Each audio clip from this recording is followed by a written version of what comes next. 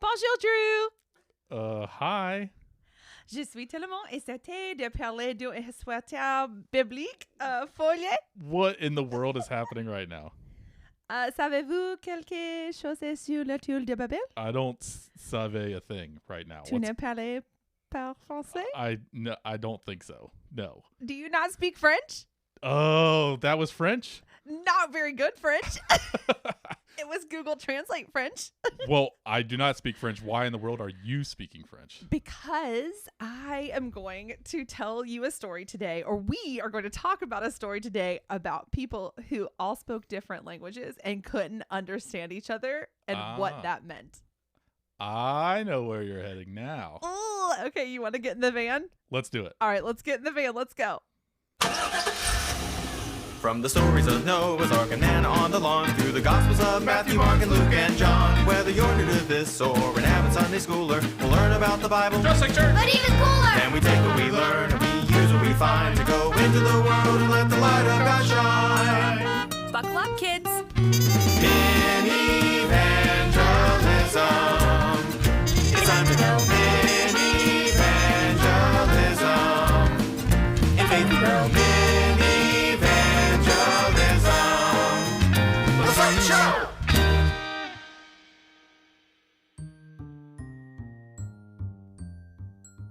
Okay, Drew, I want to talk to you about the Tower of Baklava.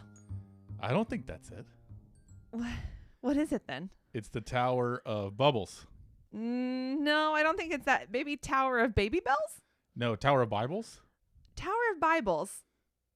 Is it really the Tower of Bibles? No, it's not. It's the Tower of Babel. Babel. That's right. The Tower of Babel. And it is a story in Genesis. Yeah. And it's another story that involves construction. Which is fun. Yes. Last episode, we talked about some construction with Noah's Ark. That's right. He built a boat. Mm-hmm. A big boat. Yes. And this week, we're going to talk about some people building a big tower. Yeah.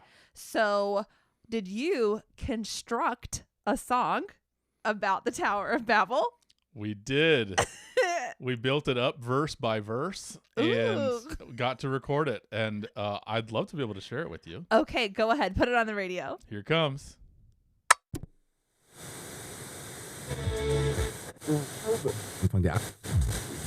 Das ist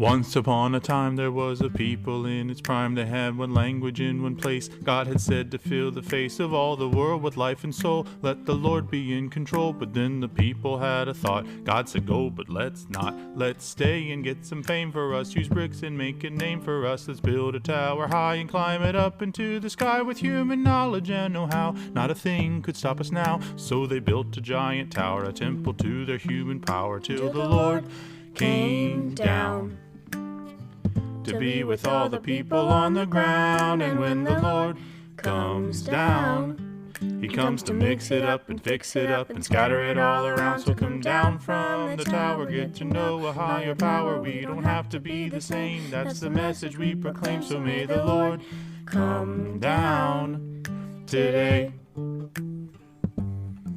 They got to working super hard, slaving in the brickyard, 24 hours, 7 days. Who needs a Sabbath anyway? They could just rest. God provides. Instead, they tried to hitch a ride to their own plans to make it great. Transform the world, conglomerate. If we just heave and hoe and hoard, we'll be as mighty as the Lord. Grab your bootstraps and your bricks, throw some mortar in the mix. And as they built it up in stages, soon they found their words and phrases start to babble. Bobble, bubble, bubble, wobble. We're in trouble. Then the Lord came down to be with all the people on the ground. And when the Lord comes down, he comes to mix it up and fix it up and scatter it all around. So come down from the tower, get to know a higher power. We don't have to be the same, that's the message we proclaim. So may the Lord come down today.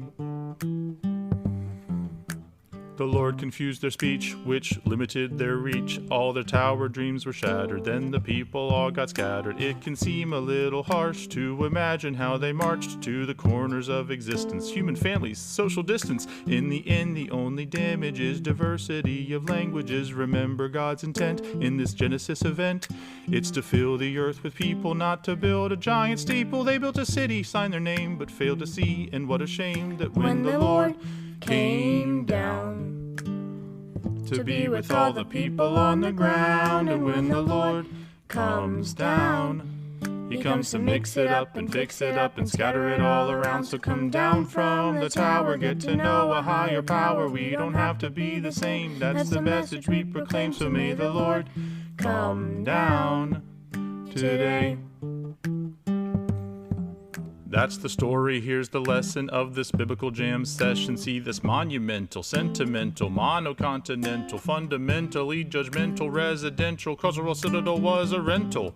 The land, the bricks, the turf, the earth, the tower, the power, our birth, our worth, it's all a gift to be dispersed. Let us pray to God above us, who comes down to dwell among us. Only you can make us one, even with divided tongues. Instead of building tier by tier, please just give us ears to hear.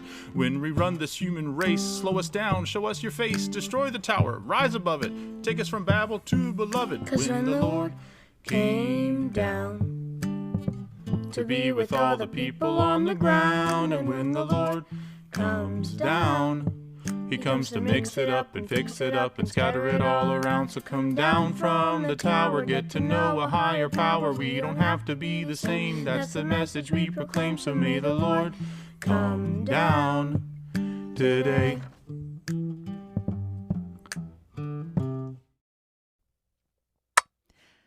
I really like that song.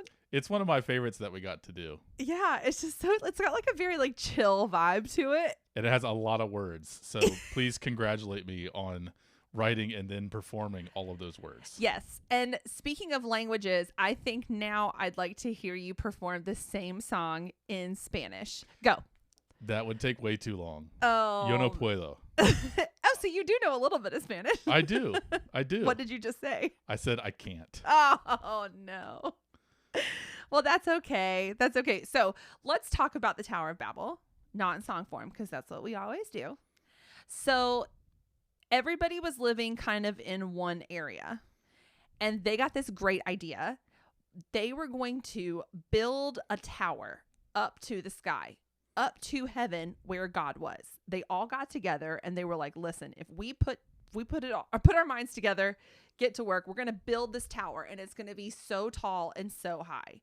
And they basically thought that they were like as good as God.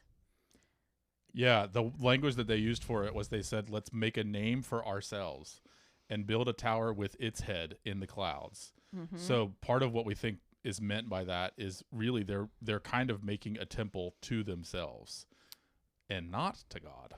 Right. And God sees this and he doesn't like it.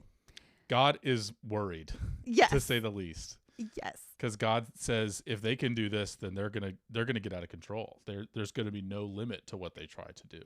Right. And it's just another example of people once again thinking that they can do things better than God.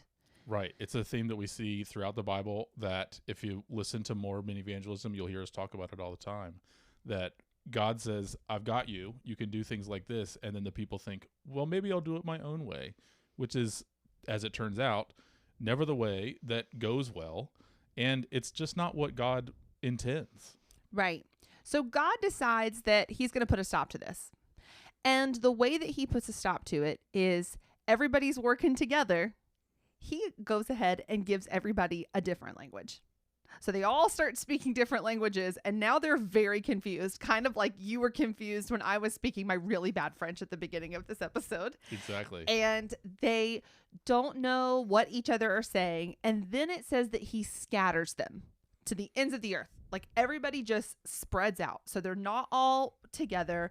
They can't understand each other. And that's it. That's the end of the story. It's a very, very short story. And I recently talked to a friend of mine who actually sees this punishment as not really a bad thing. So her name is Emma, and Emma is 9 years old. And Emma is really good at two things. Swimming, like she wins pretty much all of her meets. And she's really good at playing the piano. That's awesome. Doesn't she sound like such a cool kid? She definitely sounds like a fantastic kid. So, and she's really smart.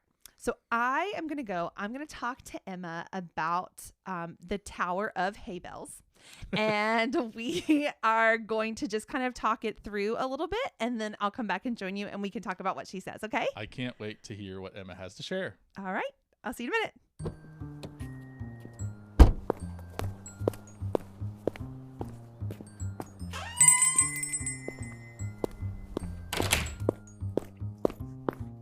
Hi, Emma.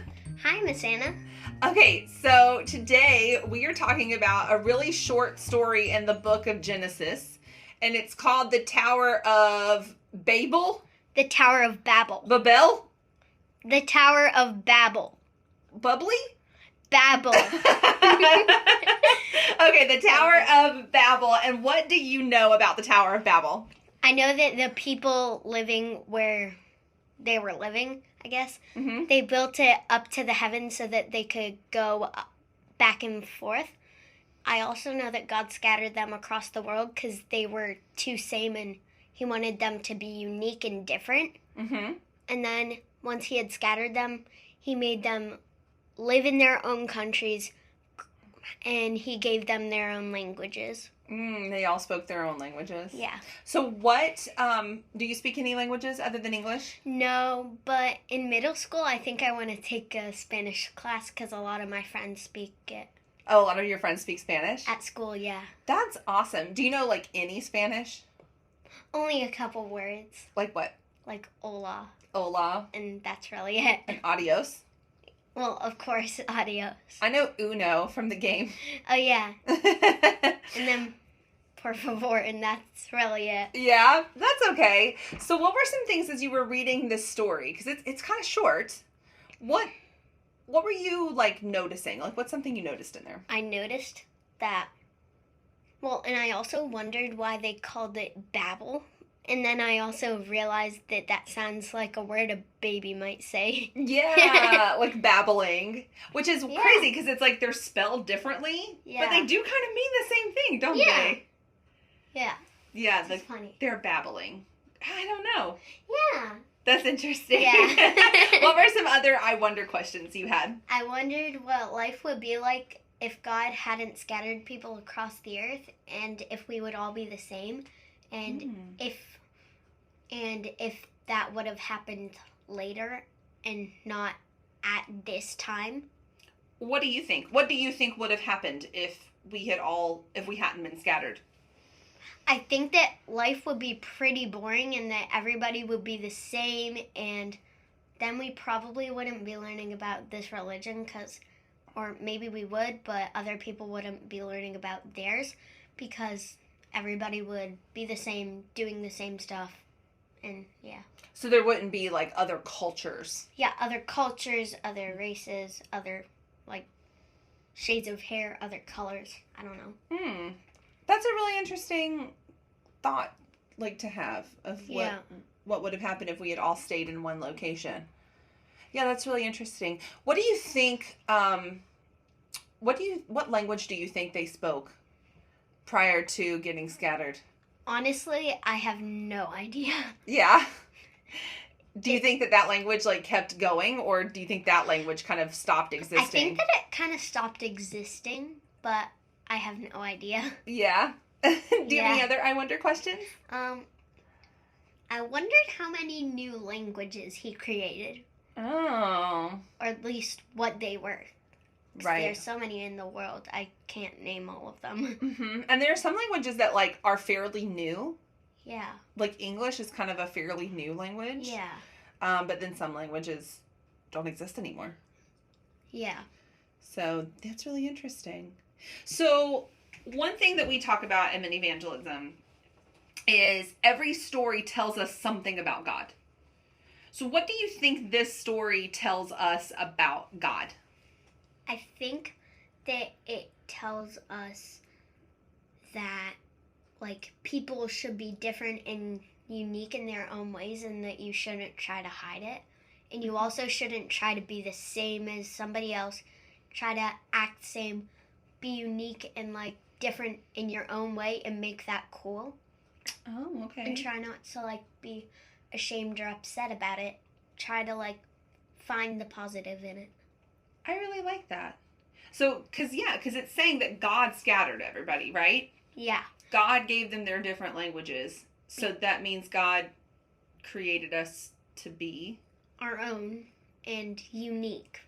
Yeah, and to be different.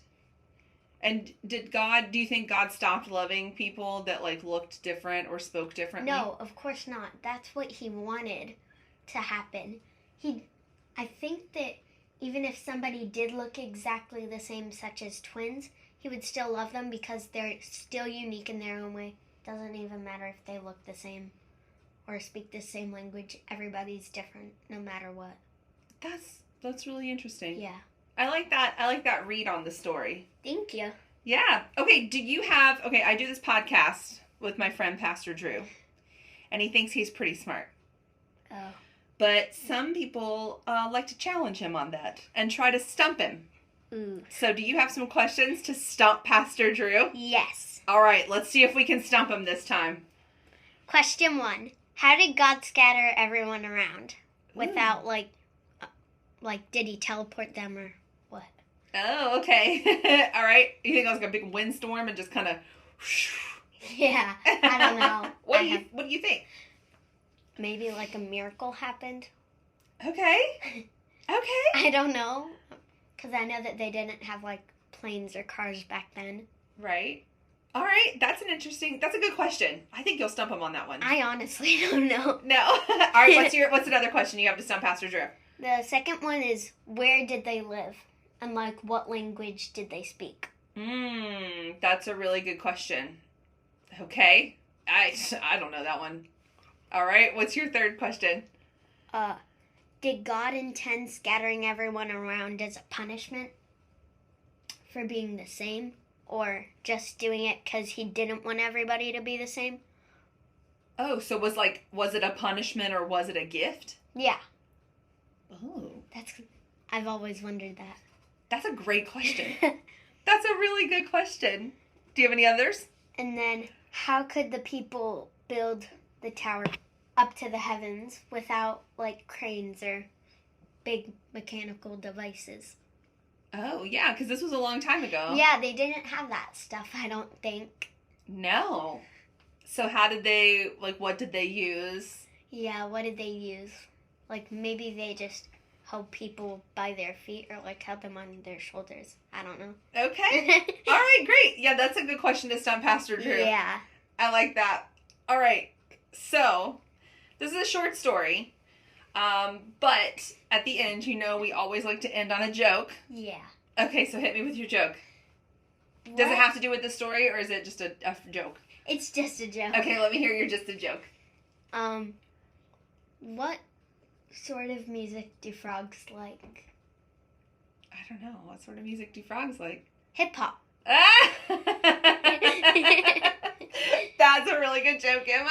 Thank you. All right, well, thank you so much, Emma, for talking to me about the Tower of Bubbles. Babel. Babel, you're right.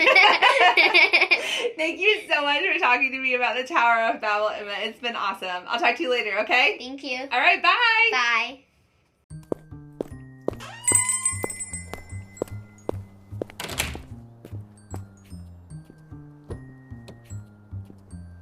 Okay, I'm back. Welcome back. Hi. So Emma, I just love talking to her because she is the kind of person that just always sees the positive in everything. Love that. So she had some really great I Wonder questions about this story. Also, she kept correcting me because I kept saying it wrong. So it is the Tower of Babel. One of her I Wonder questions was, what does Babel mean? Great question. One thing that we know about it is that it's a name that really kind of only comes from the Bible. Mm-hmm. So it wasn't an existing place. But the other thing that we know is that it actually is part of the word of a different place name that happens much later in history. So they think that it's connected to the name Babylon. Oh. Babylon is a place that we learn about later in the Bible because of a sad story that's in the Bible where all of God's people are taken out of Jerusalem and put in what's called exile. They have to go live in Babylon, and it's a very sad experience for them. And while they were there, that's when a lot of these stories got written down. So one explanation is that it's called Babel because they're kind of describing an origin story for Babylon, which is a really fun and interesting fact and a long way of saying it doesn't necessarily mean anything in particular, but it might be connected to Babylon. Oh, okay. That's a really interesting thought because Babylon is, I know, used throughout the Bible as just like the bad place. Exactly. So one way of understanding this story is it's a story about the bad place, right? And how it got that way. But I also love that Babel is also a word in English for speaking in a way that doesn't make sense because it's another connection to the story. Yes. It makes me also think of the word barbarian. Mm. So barbarian is from, I think it was the Romans or the Greeks, one of those ancient civilizations. They called people from other lands barbarians because that's like barbar is like what other people's languages sounded like to their ears. So it's like their version of Babel. Yeah. We say Babel and they said barbar. And so that's where barbarians come from. Yeah. So if we were writing this story today, we might say this is the story of the Tower of Gibberish. Yes. Or if there's a place we don't like if there's a sports team you can't stand, like the Dallas Cowboys, you could say this is the story of Dallas, and it would be a way. Patriots. Yes, either way, name it. And now all the Cowboy fans that are listening are going to be angry at us because the Dallas Cowboys are a football team that I was trained to not root for. Yes. But I'm just using it as an example of how this story comes to be and why it gets some of the names it gets. Yeah. I think Babel sounds a lot like Bama, and I'd be more than happy to assign them to that one. So the other I wonder question that Emma had was, what if they decided not to build this tower? What if everybody was just chill and we all stayed together? Like, what if God had not scattered us everywhere else, or he had chosen a different punishment or something? What would that have looked like? I think it's a fun thing to ponder and even talk about. I can't really imagine it because it didn't happen that way. Like that's we have this story instead. Part of what the Bible tells us though is that when we are in charge and forget about God, it doesn't go well. Mm-hmm. And so my guess is if this didn't happen, something would have happened. And part of the reason we have this story is to notice that when we try to do things our own way rather than letting God be God, that things don't go well. So it's kind of a warning story in that way. I thought those were really good I wonder questions. I love them. And I can even imagine somebody drawing a picture of the Tower of Babel and or drawing a picture like before, after, and even instead. You know, if it was instead of building a tower that was going to make us be like God, what could we do instead? Yeah, I like that. So one of the things I asked Emma is, what does this tell her about God? And she had a really interesting take on this. And, you know, we talked about like what other punishments, right? Or what else could he have done? And, you know, I think the easy answer would have been just like knock the tower down. Yeah. Right? Like, you know, I know that I have two kids, right? If someone is building some Lego towers and somebody gets mad, then that Lego tower comes crashing That's down. right. But God ended up doing something, almost giving the people a gift. And that was he changed their language. He spread everybody out and then made everybody different, essentially. And like that God wanted this to happen. Like he wanted everybody to be different and unique. And there's so much that we can learn from other people who experience different cultures, right? Because like culture is shaped by where you live. And, you know, I thought that was just a really like beautiful read on this story, that despite them being prideful, despite everybody being, you know, going against what God maybe would want, his punishment, quote unquote, is to give them just differences. Yeah. Which is really, I don't know. I really liked that Emma saw that about God, that he's a God that loves everybody, even if they're different. Yes. And even like wants a world where there are different kinds of people. If we remember stories about God creating the world, God didn't create just one kind of animal. God didn't even just create one kind of human. Part of what God creates is always variety. And that seems to be important to what God wants for the world. I also, part of what you say about Emma's comments makes me think of the difference between two words.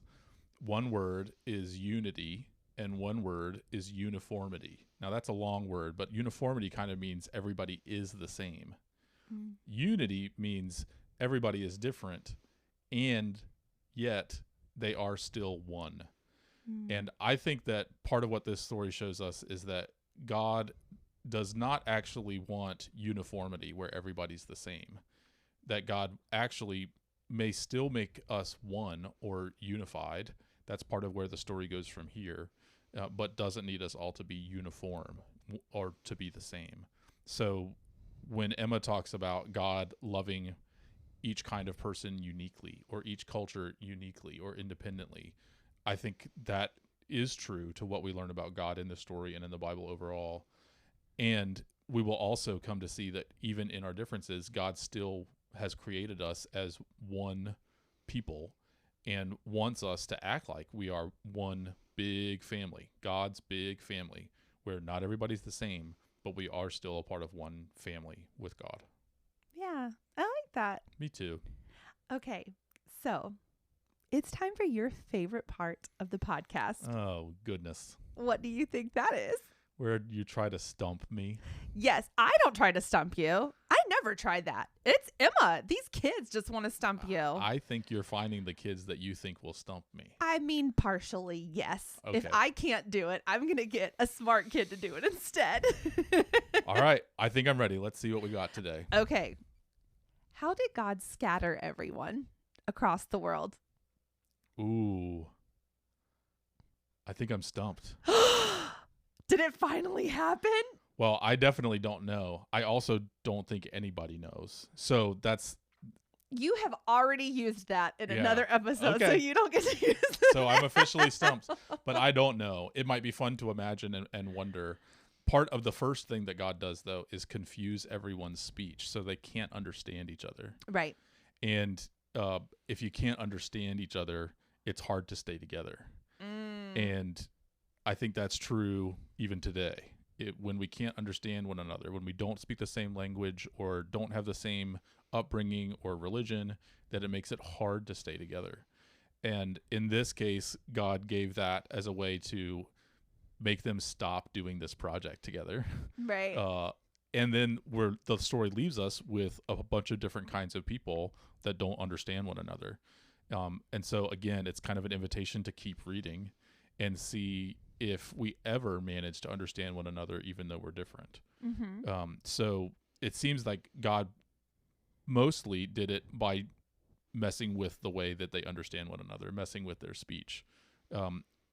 We don't have a version of the story when God knocks over the Lego tower. Yeah. But it's funny, if you look in images of art, part of how it's depicted is kind of a tower falling apart or a tower only partially built, like it doesn't get finished. Right. And so different artists depict it different ways.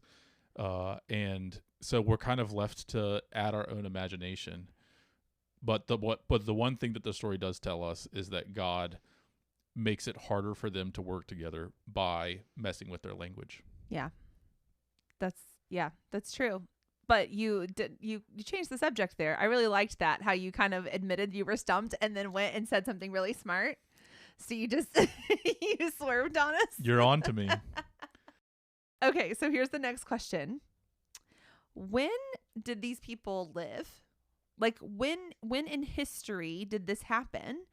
And then she also wanted to know, what language were they speaking prior to everybody getting confused? Good. Both of these questions are questions that we don't know the answer to. So maybe I'm stumped all 3 times. It won't stop me from talking about them, though. Go for it. The question about when is a great question, because all of the earliest stories in the book of Genesis, which is the first book of the Bible that we're telling stories from so far on this podcast, all of them are history written from long time ago. And so we don't have a year really when these happened. They're stories that are set in a long time ago, before people had calendars and stuff like that. So it's kind of before time was measured the way we measure time. We do think that they were written down in sometime around the 6th century before Christ. So 600 years before Jesus, that was when the people of God were in Babylon and needed to remember these stories, because they could not be in their homeland. They could not be in the temple where God lives with them. And so what they had was these stories, and that's when they started to write them down. And so that's the one bit of history we have, but in the 6th century, they're writing stories about times way before anybody had a calendar. So that's why we don't know. And it's cool to think about people sitting around saying, anybody remember the Tower of Babel story? Because they would have heard it before. And saying, yeah. And somebody saying, I think it's time we write that down. Okay. And I picture them like around a campfire figuring out, what are we going to call the place? My family called it Babel. My family called it gibberish. My family called it something else. And then deciding, okay, it's the Tower of Babel, and this is how we're going to tell the story, particularly because they're telling it based on their own experience of God and their own experience of life. So that's a long answer to when. What was the other question? What language were they speaking before God confused their languages? We also don't know that. However, right next to this story in the book of Genesis, we do hear about a bunch of different kinds of peoples, all have different languages. So in some ways, this story is like an origin story of where all those languages come from. So we don't know necessarily what language they spoke before this, but we do know from the Bible what language they spoke after it. So you can imagine saying there was once a people that all spoke the same language, and then by the end of the story, now these people speak French, these people speak Spanish, these people speak sign language, these people speak English. That kind of tells you how that happened. And that's part of what this story tells us too. I'm not going to give you stumped on that one. I'm going to say you answered it. I caught you on a nice and generous day. You caught me on a very nice and generous day, but I've still got more questions. Oh. So, all right, Emma's question, and we've touched on this a little bit, but did God intend for this to be a punishment or a gift? That's a big question. Yeah. What do you think? I think it's a both. I think that God chose a punishing gift. Okay. Does that make sense? Yeah. He got them to stop doing what they were doing. They weren't able to accomplish what it is they wanted to accomplish. But at the same time, once again, when you speak to people from other languages, with other languages, when you go and you visit other places and you see how people live in other parts of the world, that can be a very beautiful thing, and you can learn a lot of things. So I think that ultimately it ended up being a good thing. But in the immediate aftermath, it was a punishment because they didn't get to build their tower. Right. But why am I answering this? Because this is not Stump Miss Anna. This is Stump Pastor Drew. I like your answers. It makes me think of when you're in a relationship with somebody you love, like a parent and a child or a brother and a sister, particularly parent-child. There are things that parents come up to us and say, I can't let you do that. I cannot allow that to happen. And it feels like a punishment because I really want to do that thing.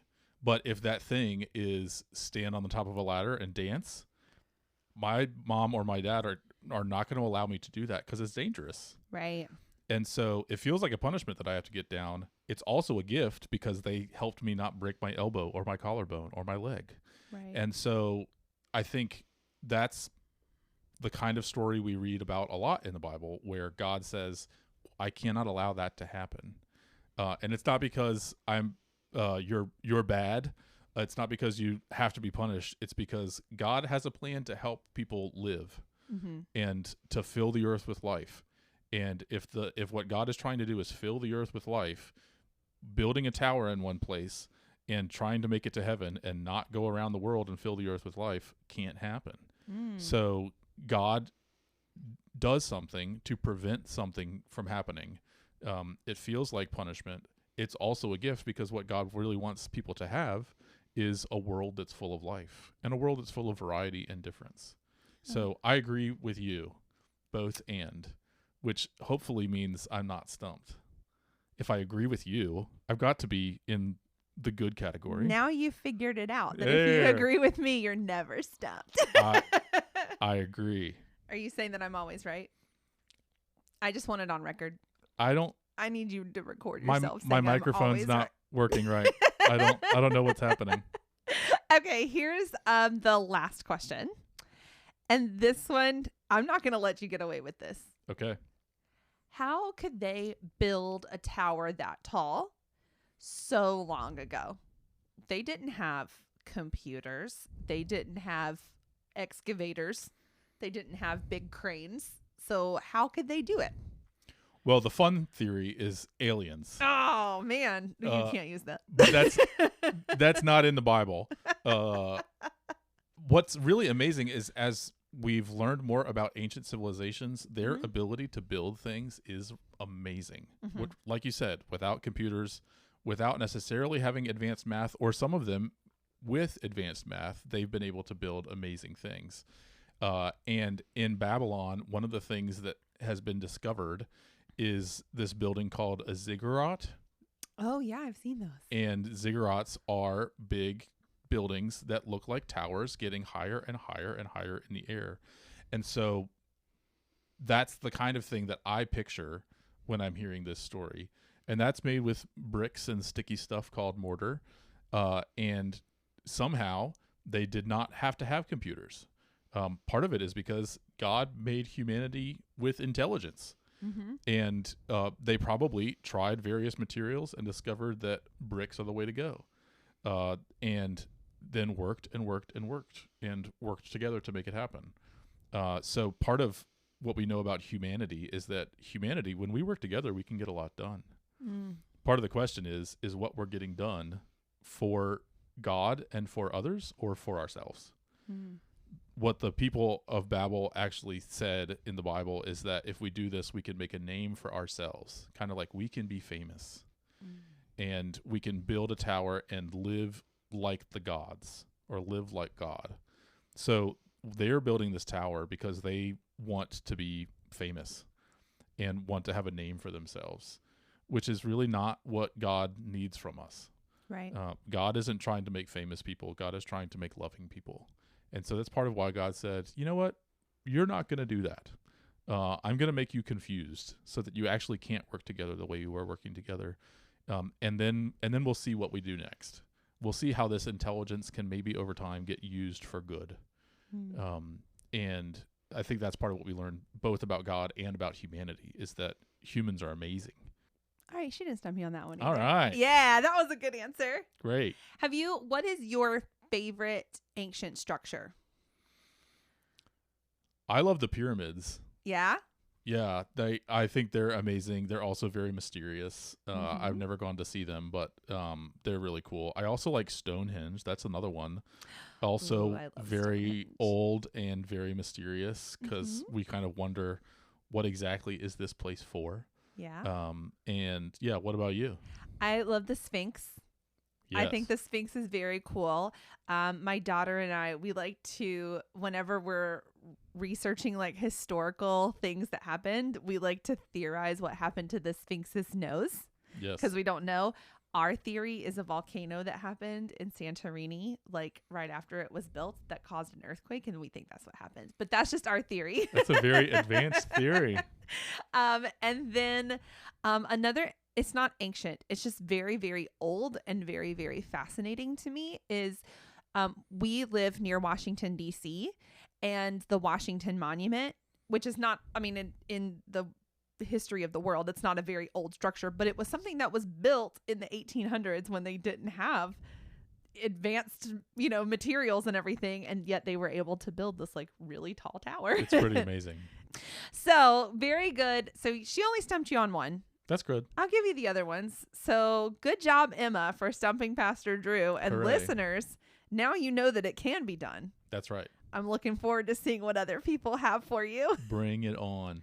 Okay, so what does the story tell you about God? I want to hear you answer first. Something that you said kind of was really interesting to me.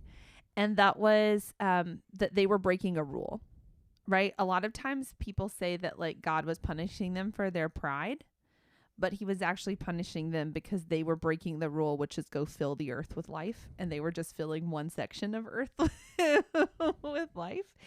And so I really liked that God, it wasn't a judgmental destruction type of punishment.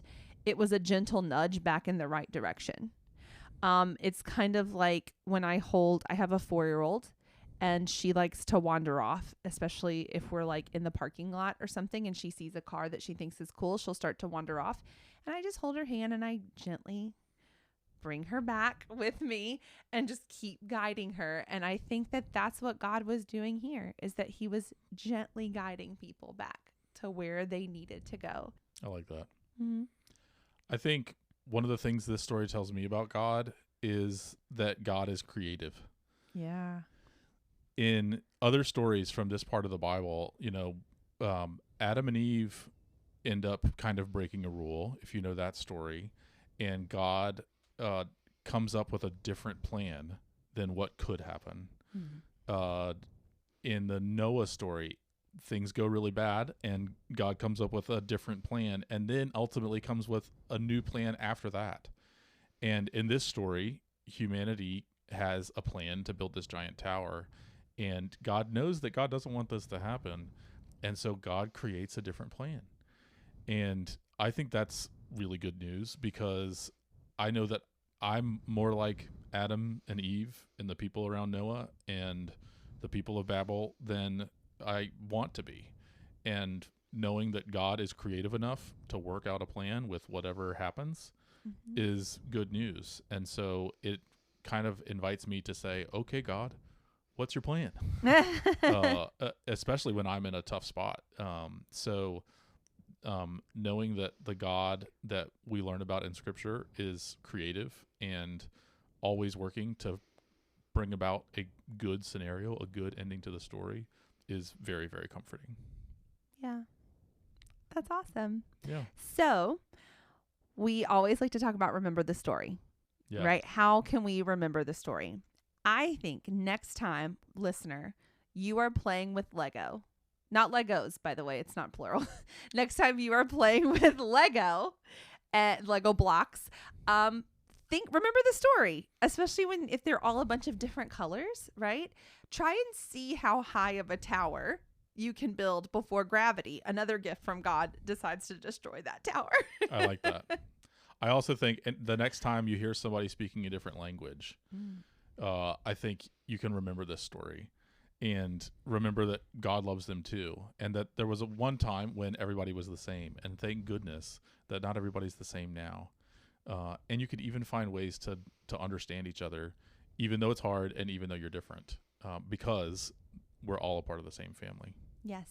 And there's always something that we can find in common with another person if we really try. That's right. All right. Well, that's going to end our time here on Minivangelism. Parents, don't forget that we do have a bonus episode called The Driver's Seat that goes along with each Minivangelism episode. It's where we talk about the same story without the kids in the car. So make sure you stay tuned for that episode. Also, we ask that you follow us on Instagram. You can find us at Minivangelism. And finally, if you are listening to us on Spotify or Apple Podcasts, please take a moment to rate and review our show. We would just love to hear from you guys, see who's listening, and just know that you're out there. So we will talk to you next time. Oh, and if you have any questions or you want to stump Pastor Drew, feel free to email us at minivangelism@gmail.com. So definitely send us your questions, and please send them in English. It is our primary language. Yes. But if you speak a different language, you're welcome to send it in any language, but we will have to translate it. Yes. You know what I think we should do before we park the minivan? What? Let's go see the Washington Monument. You want to? See. That means yes? It does. All right, let's go. We'll talk to you later. Bye. Bye. Minivangelism and the Driver's Seat are hosted by Anna Burrell and Drew Colby. Theme song written by David Burrell and produced by Evan Setzer. The theme song was performed by David Burrell, Drew Colby, and Evan Setzer. Podcast, sound design, and editing done by David Burrell. Minivangelism and the Driver's Seat are a ministry of Grace United Methodist Church in Manassas, Virginia. For more information, check out umcgrace.org.